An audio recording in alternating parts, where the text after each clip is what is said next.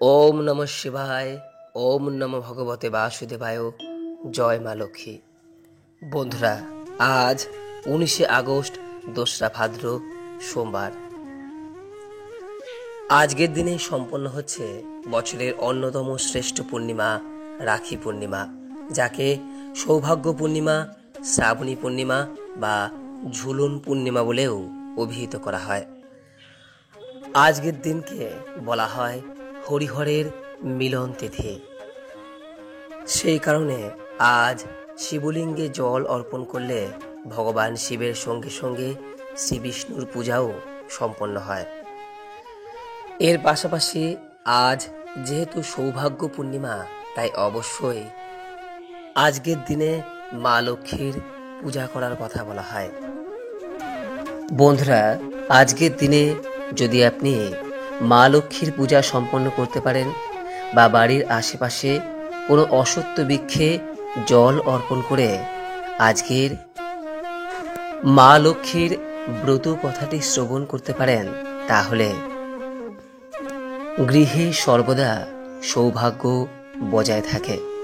যদি আপনি কোনো কারণে পুজো নাও করতে পারেন, কেবলমাত্র মা লক্ষ্মীর উদ্দেশ্যে একটি ঘিয়ের প্রদীপ প্রজ্বলন করে এই ব্রত কথাটিও শ্রবণ করেন, তাতেও মা লক্ষ্মীর আশীর্বাদে আপনার ও আপনার পরিবারের সদা মঙ্গলই হবে। তাই আজকের দিনে অন্তত একবার হলেও শ্রবণ করুন এই সৌভাগ্য পূর্ণিমার মা লক্ষ্মীর ব্রত কথা। আশা করছি এই ব্রত কথাটি শ্রবণ করে আপনাদের ভালো লাগবে। শুরু করছি। ভাদ্র মাসে সৌভাগ্য পূর্ণিমার দিন মা লক্ষ্মীর ব্রত কথা। জয় মা লক্ষ্মী।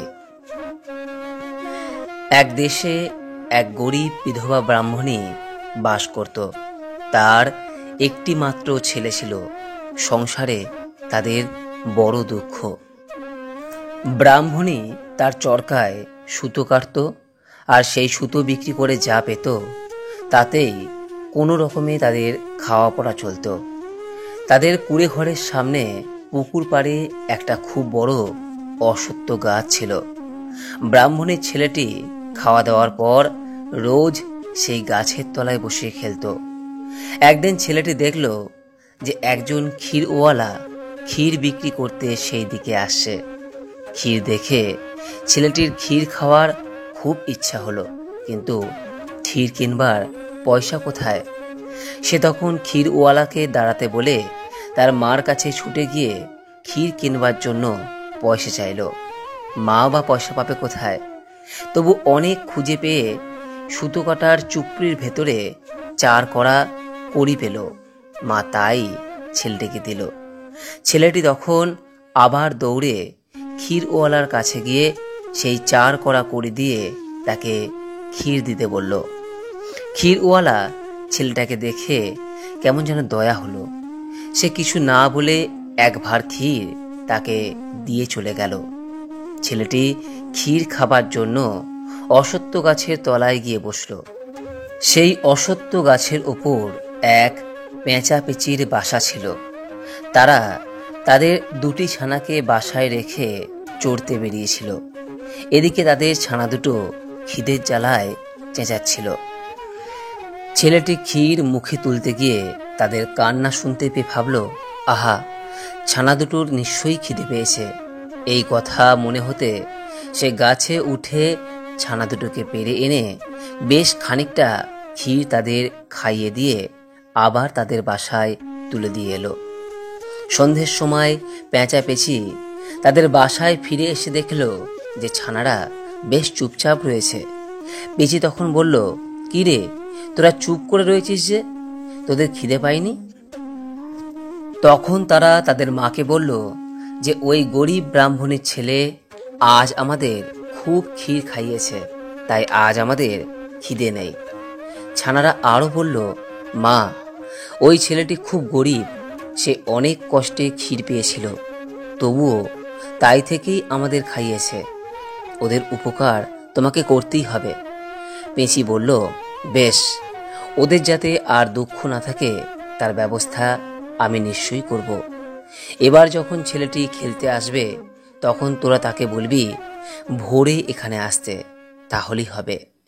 পরের দিন ছেলেটি আবার বিকেলে যখন খেলতে এলো তখন পেঁচাপেঁচির ছানা দুটো তাকে ভোরে আসতে বলে দিল।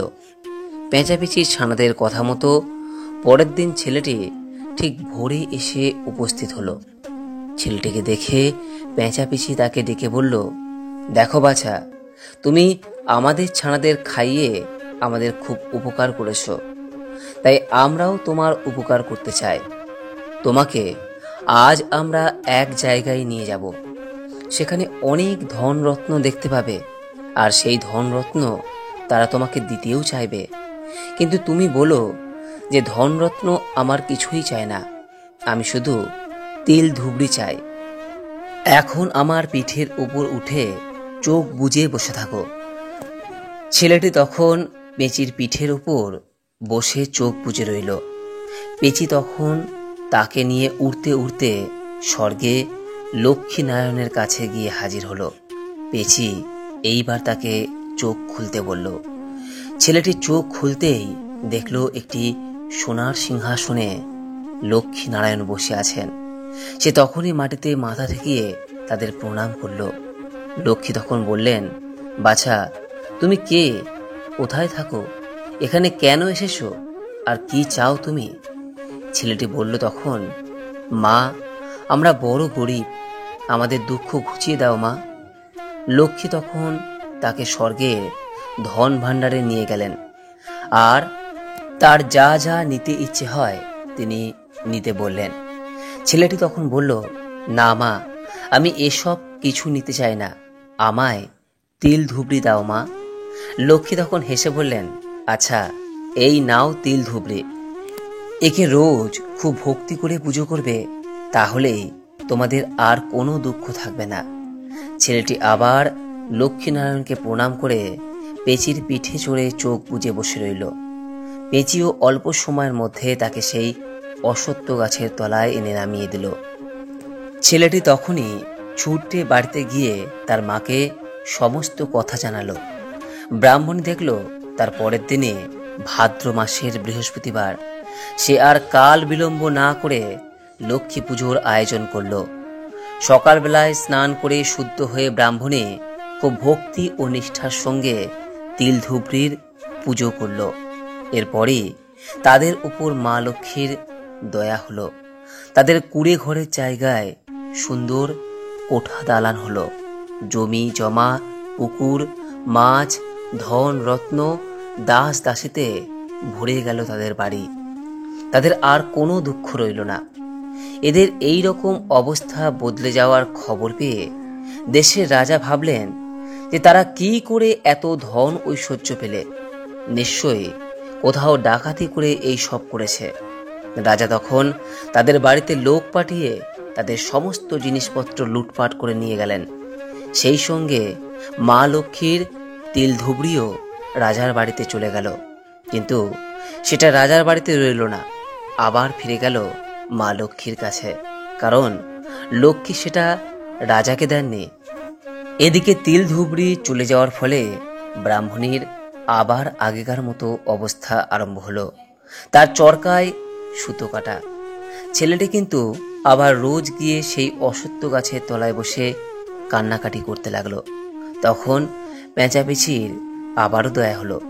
পেঁচি আবার ছেলেটিকে পিঠে করে মা লক্ষ্মীর কাছে নিয়ে গেল।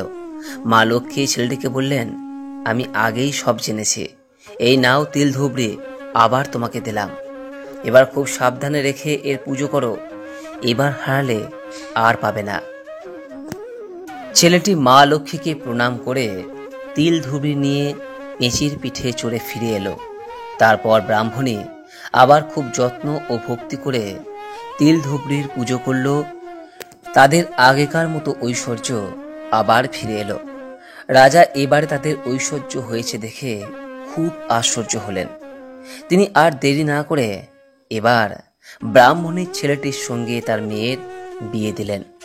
ব্রাহ্মণী তখন আর আনন্দ ধরে না। এইভাবে বেশ কিছুদিন কেটে যাওয়ার পর স্বর্গ থেকে ব্রাহ্মণীর ডাক এলো। ব্রাহ্মণী তখন ছেলে বউকে কাছে ডেকে বলল, বৌমা, আমি এবার চলে যাচ্ছি। শুনে রাখো, ভাদ্র, কার্তিক, পৌষ আর চৈত্র মাসে খুব ভক্তি সহকারে মা লক্ষ্মীর পুজো করবে। ছড়াঝাট, গঙ্গা জল আর ধূপ ধুনো দিতে কোনো দিন ভুলো না, তাহলে এই বংশে কখনো কোনো দুঃখ কষ্ট থাকবে না। এই বলে ব্রাহ্মণী স্বর্গে চলে গেল। তারপর থেকে ব্রাহ্মণীর ছেলে বউ ব্রাহ্মণীর কথা মতো প্রত্যেক ভাদ্র, কার্তিক, পৌষ এবং চৈত্র মাসের বৃহস্পতিবার দিন মা লক্ষ্মীর পুজো করতে লাগলো। তারা লক্ষ্মীর মাহাত্ম্যের কথা চারদিকে প্রচার করে দিল। এইভাবে বৃহস্পতিবার দিন মা লক্ষ্মীর পূজার প্রচার হলো। বন্ধুরা, এই ভাদ্র, কার্তিক, পৌষ এবং চৈত্র মাসের প্রত্যেক বৃহস্পতিবার দিন যদি মা লক্ষ্মীর নিষ্ঠা ও ভক্তি সহকারে পুজো করা যায়, তাহলে মা লক্ষ্মী চিরদিন সংসারে বাধা থাকেন। সেই সংসারে আর কোনো প্রকার অভাব থাকে না। মা লক্ষ্মীর কৃপায় তাদের সমস্ত দুঃখ দুর্দশা দূর হয়। আশা করি দর্শক বন্ধুরা এই ব্রত কথাটি শ্রবণ করে আপনাদের ভালো লেগেছে। যদি ভালো লাগে অনুগ্রহ করে লাইক করবেন, পারলে শেয়ার করবেন এবং এই চ্যানেলের নিত্য নতুন ভিডিওর আপডেট পেতে চ্যানেলটিকে সাবস্ক্রাইব করে রাখবেন ও পাশে থাকা নোটিফিকেশন বেল আইকনটিকে ক্লিক করে রাখবেন। সকলেই ভালো থাকুন, সুস্থ থাকুন। মা লক্ষ্মীর আশীর্বাদে আপনার সমস্ত অভাব দূর হোক, এই কামনা রেখে আজকের মতো ভিডিওটি এখানেই শেষ করলাম। নমস্কার, ধন্যবাদ। ঈশ্বর আপনার মঙ্গল করুক। জয় মা লক্ষ্মী।